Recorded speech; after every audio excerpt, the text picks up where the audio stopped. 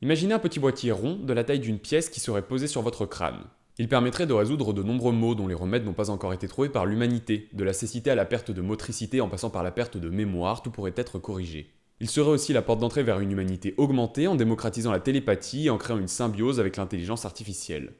Le 29 août, Neuralink a fait une conférence pour présenter l'implant sur lequel il travaille. Derrière un nom sorti tout droit d'un film de science-fiction se cache une entreprise qui travaille sur des implants cérébraux. Elle a notamment été fondée par Elon Musk. Lui, j'ai pas besoin de vous dire qui c'est. Encore en développement, cet implant a été présenté pour recruter. Pour reprendre les mots d'Elon Musk au début de la présentation, nous ne cherchons pas à collecter des fonds ou faire quelque chose d'autre. Le but est de convaincre des gens bien de venir travailler à Neuralink et nous aider à finir le produit, le rendre abordable et fiable et permettre à tous ceux qui en veulent d'en avoir un.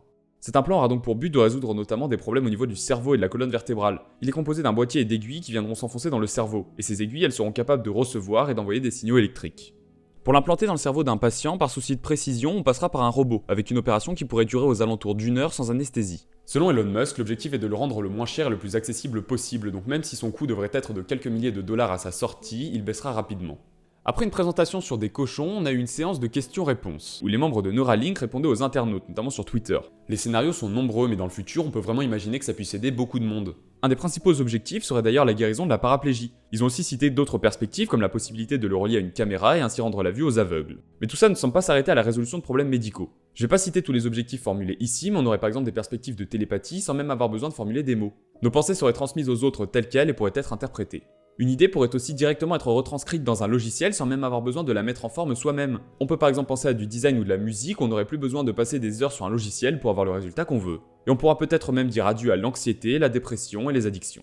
Selon Elon Musk, il serait même possible d'aller plus loin. Il prévoit notamment un lien avec l'intelligence artificielle. It's going to be important for us to figure out how we coexist with advanced artificial intelligence.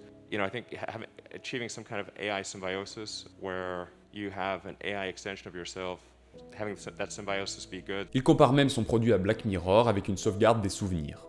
Will you be able to save and replay memories in the future? Yes, I think in the future you will be able to save and replay memories. I mean, this is obviously sounding increasingly like a Black Mirror episode. Well, I guess they're pretty good at predicting. But yeah, essentially, if you have a whole brain interface, everything that's encoded in memory, you could upload. You could basically store your memories as a backup and restore the memories. And ultimately, you could potentially download them into a new body or into a robot body. The future is going to be weird. Bon, tout ça, c'est pas pour tout de suite. D'ailleurs, cette annonce, ça serait de la simple communication. François Berger, neuroscientifique, directeur de l'unité INSERM BrainTech Lab qui développe des technologies pour comprendre et traiter les pathologies cérébrales, a été interviewé à ce sujet au micro de France Culture. C'est une fantastique opération de communication. Et ce que met sur la table Elon Musk, sans aucune publication, sans aucune donnée qui permette de juger ce qu'il fait, c'est en fait pas mieux que ce qu'ont fait la plupart des équipes internationales. C'est clairement du bluff, mais c'est pire que ça. On ne devrait pas parler d'Elon Musk et écrire des articles en disant qu'il a trouvé quelque chose de révolutionnaire, parce qu'on donne des espoirs aux patients qui sont absolument pas justifiés. Et la deuxième chose, c'est qu'en même temps qu'il vend ce miracle, il vend l'idéologie transhumaniste, mais il vend pire que l'idéologie transhumaniste, une conception du cerveau comme une électronique. Et le cerveau, c'est pas du tout ça. Elon Musk aurait donc pour objectif de vendre l'idéologie transhumaniste. Le transhumanisme, selon Larousse, c'est un courant de pensée qui vise l'amélioration des capacités intellectuelles, physiques et psychiques de l'être humain grâce à l'usage de procédés scientifiques et techniques. Manipulation génétique, nanotechnologie, intelligence artificielle, etc. Et justement, à l'opposé de François Berger, il y a de nombreux scientifiques qui croient dur comme fer au transhumanisme et au bienfait de la machine s'il devait y avoir fusion avec l'homme. Pour eux, la mise à profit des évolutions technologiques pour l'augmentation de l'humain est évident. Mais il y a une nuance appuyée par Gabriel Dort lors de sa conférence TEDx. Les transhumanistes ne sont pas des scientifiques, mais des militants. Pour faire cette vidéo, je me suis donc renseigné sur le transhumanisme, et wow, je m'attendais pas du tout à ça. Plus qu'une simple idée, le transhumanisme c'est plein de courants de pensée différents avec des idées divergentes de ce qu'il doit être ou non. Mais tous ces mouvements ont un point commun, ils présentent l'humain comme imparfait.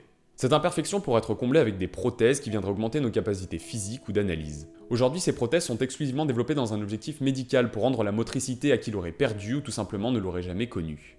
On voit tout de même une volonté de créer des outils pour simplifier le quotidien au travers d'innovations ou de concepts. Et au travers de ces objets sont présentées de réelles prouesses technologiques telles que des lentilles connectées dotées d'un écran de la taille d'un grain de sable avec une densité de pixels de 14 000 pixels par pouce. Il pourra permettre d'ajouter des annotations au monde qui nous entoure. Même si les questions de vie privée de par la facilité de collecter des données avec un appareil qui vous suit partout sont soulevées, on voit qu'il y a bien des recherches en cours pour permettre d'augmenter nos capacités. Là où aujourd'hui la technologie se résume à des ajouts à notre corps, certains plaident pour une fusion de ces deux entités, voire même un déplacement du corps vers la machine. Et parmi eux, il y a Raymond Kurzweil. Kurzweil, c'est un des transhumanistes les plus connus. Il travaille notamment pour Google en tant que directeur de l'ingénierie, et selon lui, la singularité serait pour 2045. La singularité numérique, pour faire simple, c'est le moment où l'intelligence artificielle dépassera celle des humains. Les programmes et les ordinateurs continueront à s'améliorer indéfiniment sans intervention humaine, et ce toujours de manière exponentielle, donc de plus en plus rapide. Stephen Hawking avait d'ailleurs évoqué ce point lors d'une interview pour la BBC en 2014. Et pour lui, les humains limités par une lente évolution biologique ne pourraient pas rivaliser et seraient dépassés. Ça fait un peu scénario de science-fiction, mais pour les transhumanistes, c'est un moyen de dépasser nos capacités qui sont limitées par notre condition. Et en imaginant une fusion avec la machine, ils imaginent peut-être l'humain de demain. Et cet humain, il se rapprocherait presque d'un dieu. Pour Kurzweil, il faudrait que le cerveau soit numérisé et placé dans une machine. Cela devrait permettre une liberté sans pareil, n'étant plus limitée à notre enveloppe corporelle et notre condition biologique. Une fois que nous aurons saturé la matière et l'énergie de l'univers avec l'intelligence, il se réveillera. Sera conscient et sublimement intelligent. C'est à mes yeux ce qui se rapproche le plus de Dieu.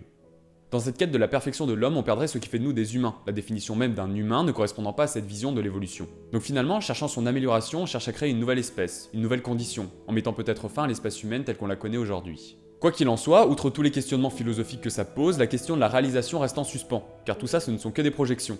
Donc l'humain parfait, ce n'est peut-être pas pour tout de suite. C'est peut-être même un objectif irréalisable, car comme disait Dali, n'ayez pas peur d'atteindre la perfection, vous n'y arriverez jamais.